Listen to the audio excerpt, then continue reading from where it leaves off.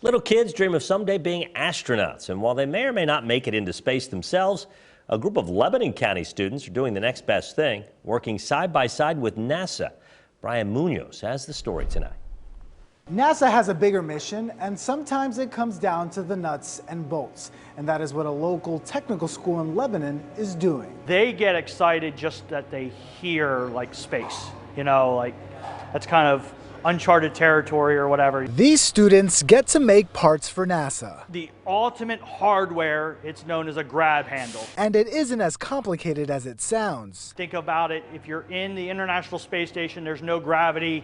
How do you move from one area to the next, right? So the astronauts are grabbing onto these bars and they're like pulling themselves through these tubes. It's the only school in Pennsylvania doing this type of work as part of Hunch, a program that challenges students to design and build equipment that is then launched and used aboard the space station. They need engineers, they need machinists, they need people in these trades, and they needed to find ways to get the kids excited. Proving that students can learn and produce quality hardware up to NASA standards at the same time. There were parts that I don't want to say aren't like as critical, but they're easier to be made by a high school student. And it's a pretty cool thing to put on a resume. It's pretty exciting knowing that it's going to get used and like everyday people in space are going to use it. And the school's targeted timeline to send those prototypes to the Johnson Space Center is March for final approval.